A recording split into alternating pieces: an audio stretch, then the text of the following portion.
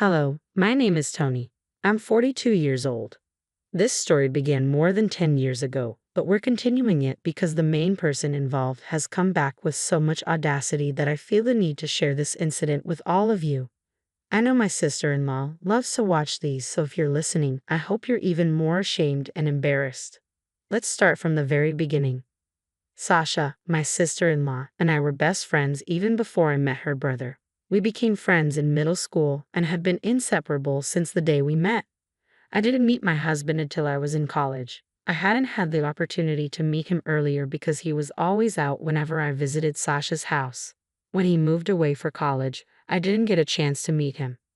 I actually met him by chance. I had seen his face in family pictures at Sasha's house, so I recognized him when I met him for the first time at a bar. He didn't know who I was and approached me. I was surprised but let it play out. By the end of the evening, I told him I was his sister's best friend. He was shocked but said I was too pretty to let go. He continued to pursue me, and after Sasha said it was okay, we started dating. We got married 2 years later and moved in next to Sasha and her husband Brett. After a year of marriage, Sasha and Brett had a baby girl, Via. I loved Via to bits. She was the cutest kid with the loveliest smile and laugh. The only issue was that Via was born with some birth defects that left her partially blind. For the first 5 years of her life, she struggled to adapt to her surroundings.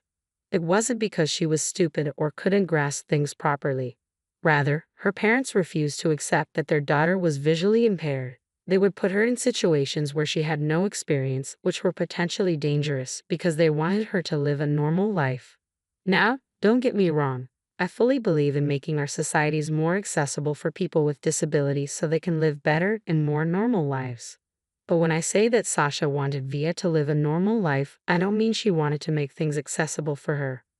One incident that comes to mind is a time we all went to a park. People usually came to the park for picnics, played dates, and exercise. Via and I went to spend some time together. There was a specific path in the park meant only for bicycles. While Sasha was absorbed in talking about something, I looked around for Via and noticed she wasn't near us. I panicked and asked Sasha if she had seen Via. Sasha, have you seen Via? I'm really worried. Don't worry about it. How can you be so calm? Via could be in serious danger. Calm down, Tony. Calm down? How could I possibly be calm? Your daughter is visually impaired. What if she fell and seriously injured herself? You have no right to tell me how to parent my kid. Via is perfectly fine. I never said that you don't know how to parent your child. I'm saying that I'm literally the only one who actually cares for your daughter. You need to be more responsible. I know what's best for her, and I don't need you to interfere or tell me what I'm doing is wrong. Why are you trying to fight me right now? She could be hurt right now. You need to take this seriously. I am her mother, not you. Back off and let me handle it my way. At that point, I was too panicked and angry to continue talking to Sasha. I started retracing our steps to find Vita. Sasha kept angrily calling me back and yelling that we weren't done talking. I ignored her. My heart was racing too fast to care about Sasha. I ended up finding Via. She was crying, trying to grasp something to help her navigate, calling out for her mom and me. I felt so relieved when I saw her. I called out to her, and her face immediately lit up. She giggled as she made her way over to me. I waited as I watched her waddle over, but she was walking really close to the cycle track.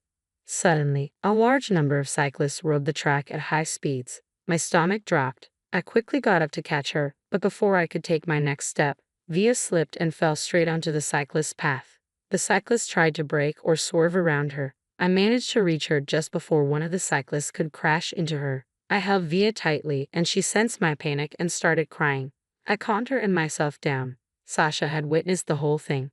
She came over and grabbed Via out of my hands. You shouldn't have interfered with Via. She needs to learn to understand her environment on her own. I was worried for her safety. Did you even tell her about all the dangers here?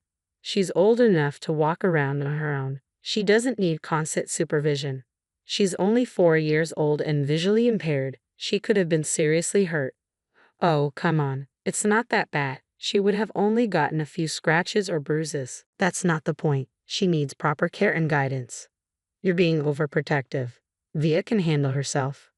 Your ignorance is dangerous. One day it will hurt her. You need to take her safety seriously. Just mind your own business, Tony. She's my daughter, not yours. Fine, but remember, you're responsible for her well-being. She deserves better care. Sasha grabbed Via and walked away. I felt so baffled and angry. How could someone treat their own child this way? I wanted to protect Via and wanted Sasha to step up and be a good parent. I couldn't expect the same from her husband Brett because he was so absent from their lives, spending his entire day working. But thankfully, the universe heard my plea. It was heartbreaking the way it happened, but I was kind of glad that it did. After that incident, Sasha stopped talking to me much. I rarely got to see Via. Every time I tried, Sasha would make up some excuse and shut the door in my face. But after a year, one day Sasha and Brett showed up at my house with Via. I was surprised to see them and noticed the bags they held. Hi guys, are you going on a trip? Yes. It's supposed to be a couple's trip. We were wondering if you and Noah could take care of Via while we're away. Of course, we'll take care of her. But how long will you be gone? Forever. We've had enough of Via. What? She doesn't fit our idea of what our child should look like. We can't handle it anymore. Cruel and heartless. How can you do this? You can't just abandon your own child. We've made up our minds. Here, we've signed off our parental rights, and these are her adoption papers. Take her. She's way too much of a burden. I won't let you treat her like this. She's not a burden. Oh, stop being so dramatic. Just take her if you care so much. I will take Via. You should be ashamed of yourselves. You're her parents, act like it. Before I could say anything else, Sasha and Brett walked away, got in their car, and drove off. I stood there shaking until Via tugged on my arm and asked how long her parents would be gone.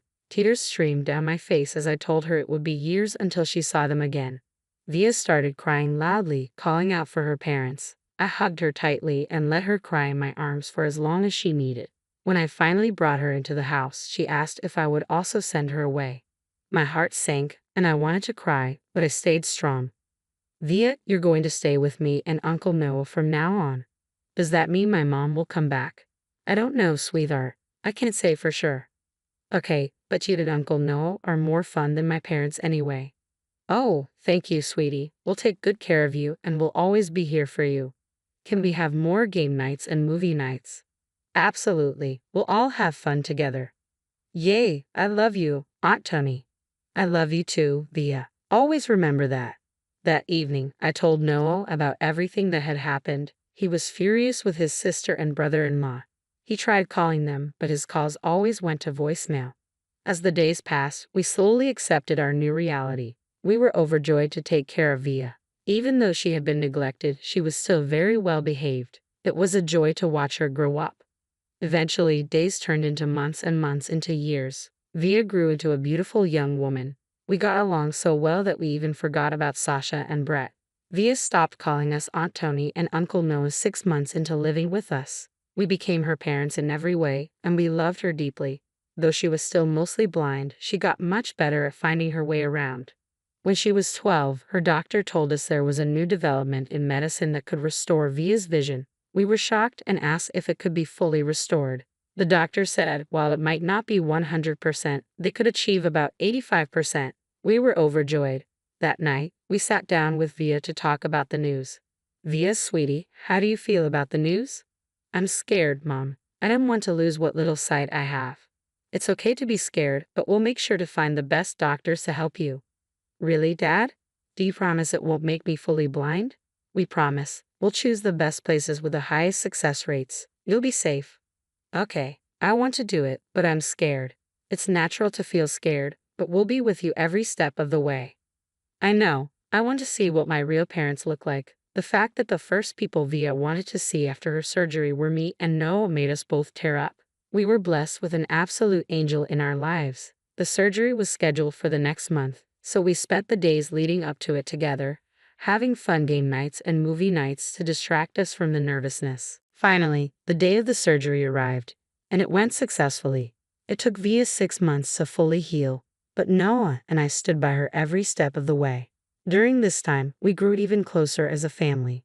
The next few years were blissful. Via regained a good portion of her sight, and it was adorable to watch her look at everything with fascination. The best moment was when she finally got to see Noah and my faces clearly. She began crying and telling us that she loved us. We hugged her close and told her the same. Since then, she would take a good look at us every day and compliment us. She said it was her way of making up for years of only getting compliments and never being able to give any back. One day, our happy little bubble burst. Noah and I had taken the day off because Via was on summer vacation and was hanging out with her friends while we prepared lunch. We heard a loud banging on the door. My heart started pounding. Noah cautiously approached the door and opened it a little. His eyes widened and he quickly shut the door, turning to me with a pale face. I asked what was wrong, and he told me Sasha was outside. Before I could fully process what was happening, my body switched to autopilot. I threw open the door and saw Sasha standing there, looking apologetic. Tony, can I come in? You were never invited back into our lives. What do you want? Please, I'm sorry for running when things got hard and dropping my burdens at your feet. I was young and stupid. I didn't know what to do, so I ran. You still haven't changed. Really, I don't know if you have, coming here, calling the child you abandoned a burden. I just wanted to meet my daughter. No drama, I promise. Via is no longer your daughter. You signed over your parental rights to me and Noah. She's still my daughter, no matter what you say. No, she's not. You made that choice. Leave now. We don't need you here. Sasha's face paled and she stuttered, trying to come up with excuses. I didn't want to listen, so I moved to close the door, but Sasha stopped me. She then broke down and told us why she had come. I came to see Via because I need to talk to her about something serious. What could be so serious that you decided to show up after 12 years? Brett is really sick and needs stem cells. We want to try every possible DNA match, including Via. I understand, but this is a lot for Via to take in. I'll talk to her and let you know her decision in 3 days. Thank you, and I'm sorry for everything I did in the past. Apologies won't change what happened, but I'll make sure Via knows about your request. I was upset and enraged as Sasha had reached out only because she needed something, not because she cared about Via. I wanted to turn Sasha down on Via's behalf, but I knew that was wrong. So I patiently waited until Via got home. When she did, Noah and I sat her down. What's wrong, guys? You look worried. Well, your biological mother, Sasha, visited us today. Why would she come here? What does she want? She wanted to talk to you about something serious. Your biological father, Brett, is sick and needs a stem cell donor. Sasha came to see if you could be a match. Is Brett okay? Should I do it? We don't know his condition for sure, sweetie. It's your decision, and we'll support you no matter what you choose. How long do I have to decide? You have 3 days to think about it. Okay, I'll take some time to think it over. Via then said good night and locked herself in her room. Noah and I were very worried. We ate our dinner in silence and left some food by Via's door in case she wanted to eat. That night, as we settled into bed, Noah and I talked about our fears. I'm really worried about Via. She seems so troubled after hearing about Brett's condition. I know, it's a lot for her to process. I just hope she makes the right decision for herself. Me too. I can't bear to see her go through more pain. We have to be there for her no matter what she decides. She needs our support. You're right. We'll stand by her just like we always have. We'll give her some space to think, and when she's ready, she'll let us know her decision. The next 3 days passed painfully slowly. Via continued to stay in her room. The only sign she was alive was the food we left outside her door being eaten. It hurt us to see her struggling, but we knew she needed her own space and time to think. Finally, on the night of the 3rd day, she came down and sat with us for dinner. Dear sweetheart, how are you feeling now? I'm okay. I just needed time to think, and I'm sorry for worrying you. You don't have to apologize. We understand this is a big decision for you. That's right, honey. We support whatever you choose. I've made up my mind. I won't be donating anything to Brett. Are you sure about this? Yes, Dad. I have my reasons, and I want to say them with Sasha here. Okay, we'll be here with you when you talk to her. You don't have to do it alone. Thanks. I have to admit that I was happy with what Via chose. I didn't really care about her reason for not wanting to donate. I just wanted my baby safe and sound, and I also didn't want Sasha or Brett to take advantage of her. I texted Sasha and told her to come meet us the next afternoon for lunch. The next afternoon, the 4 of us gathered at the dining table for lunch. Sasha looked like an anxious mess, and her head was down for the most part. She never looked directly at Via, which made all 3 of us annoyed. There was an awkward silence initially, but Via decided to break it. Why won't you look at me, Sasha? Oh, do you know I'm not looking at you? Mom and Dad helped fix my vision. I can see you now. They did? Why? Because we love her and want her to have the best life possible. You'd have to throw it in my face. Do you want to know my decision or not? Yes, I do. What did you decide? I've decided not to donate anything to Brett. Why should I help you after you guys left me? It's your duty as our daughter. No, I'm only mom and dad's daughter now. They actually care about me, unlike you. I felt insanely proud of my girl. I loved how she put Sasha in her place and how aware she was of herself. At that moment, I felt a huge surge of pride in the way my daughter had grown. But now, instead of being upset or angry at Via, Sasha turned to me. It's all your fault that Via is making this decision. You poisoned her mind against me. That's not true at all. We never told her anything negative about you. We only supported her and let her make her own choices. Via is old enough to decide for herself, and we'll stand by her no matter what. You're spoiling her. I'll call CPS and get her taken away from you. But you never cared about me for 12 years, and now you only come back because you need something. You didn't even ask me how I was doing. I'm grateful that I got my sight back because I got to see my biological mother for the first and last time. With that, Via got up from the table and walked into her room. Sasha looked gobsmacked. No, and I calmly asked her to leave our house.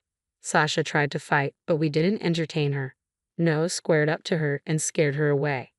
We gave Via some time to cool down and collect herself after Sasha left. We then cautiously knocked on her door. When she let us in, we had a quick talk with her.